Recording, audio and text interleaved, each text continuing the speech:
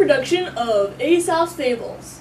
These stories were written by a Greek dude named Aesop, and dude, they are hot. Each one uses a storyline involving animal characters to teach the reader a moral. Our first story is going to be The Stork and the Frog. But hey, why read it when you can watch it? Big guy, can you cue up the movie, please? Okay. No, big guy. I said I wanted the frog and the stork, not some opera music. Oh, I'm sorry, honey. I'll use this one. Once upon a time, the end. No, dude. Not a Cliff Notes version, please. You really want a longer one? Okay. Once upon a time, a stork delivered a letter to his friend the frog.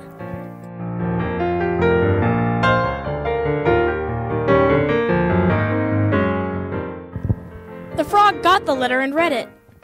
It was an invitation to go out to dinner at the stork's house.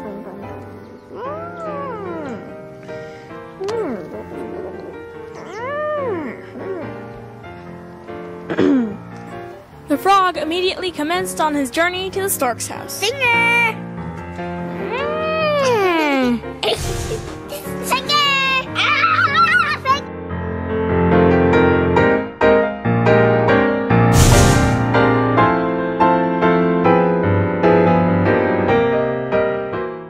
Finally, the frog made it to the stork's house.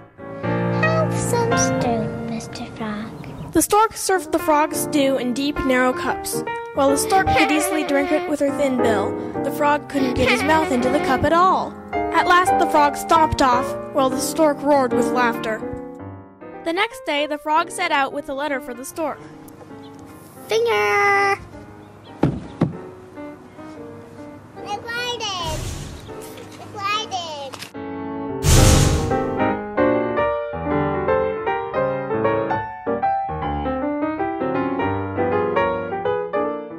The letter was an invitation for the stork to come to the frog's house and have some stew. The stork set out for the frog's house right away. Oh, Mr. Frog, you already have some stew. Because of the shape of the dish that the frog served the stew in, the stork could only wet the tip of her bill. The frog roared with laughter at his trick. So the moral of that story is that if people start tricking us, sometimes it's a good idea to trick them back. Now our next story is called The Ant and the Grasshopper.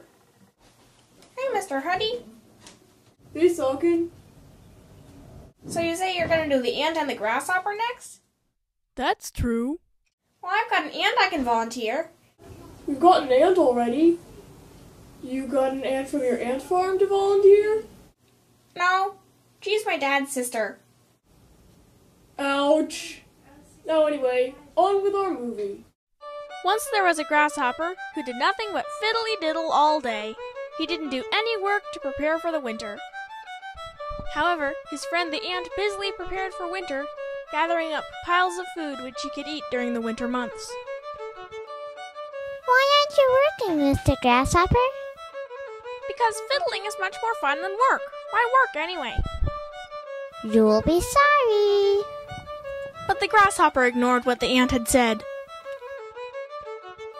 And while the ant busily worked, the grasshopper just fiddly-diddled.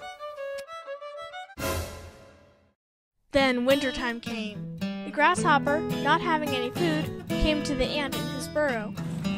I'm sorry, Mr. Ant. I should have been gathering food for the winter.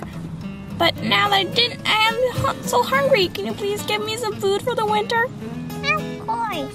Can I stay with you for the winter too? Of course. There's some food right down here, I think. Oh, boy. The next spring, when the world was green once again, the ant and the grasshopper left their burrow. But the grasshopper this year was a changed grasshopper. He had learned the importance of hard work, and he made sure he prepared for the winter, but he still found time for some fiddling.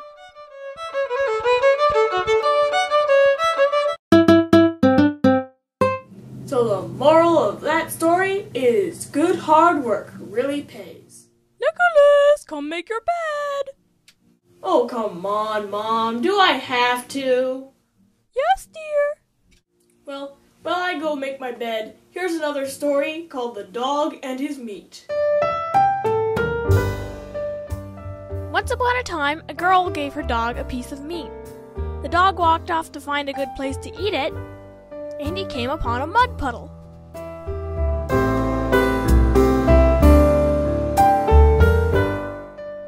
The dog saw his reflection in the mud puddle, and he thought it was another dog holding a piece of meat that was even better than his. He opened his mouth to bark at the other dog, and he dropped his own piece of meat. It was really muddy, so he couldn't eat it. Oh, you dropped your piece of meat.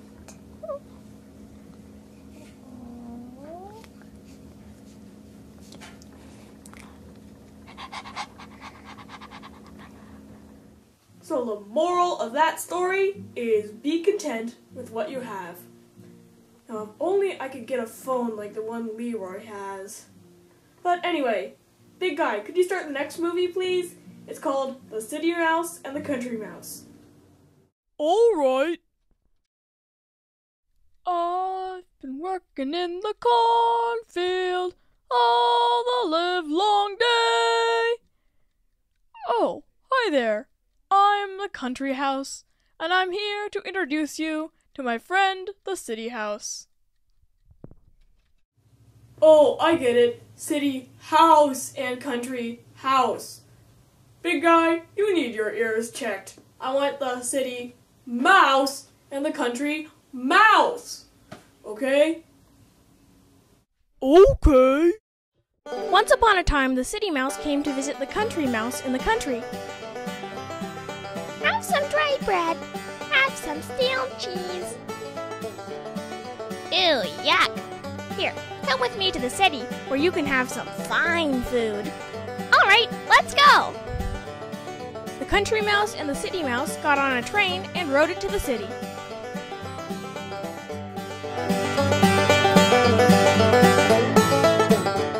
Wow, this is a feast. Yeah, I know. We got watermelon, we got pie, and we've got backup singers. Oh, we love to sing. Oh, solo mio. He lost. All of a sudden, the dog started running towards the mice.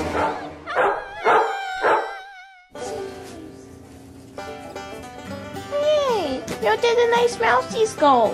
I wanted to play with them. The country mouse ran back to the country. I like the country better because I can have dry bread and stale cheese in peace. So the moral of that story is that it's better to have simple things in peace than to have nicer things for a high cost. Well, thanks for coming to our show, and special thanks to our tech person, Big Guy. Oh, thanks for the thanks. But now I'm gonna go have lunch. Okay. Oh, mind the cables! I said, mind the cables! Oh, those were wires. That's entirely different.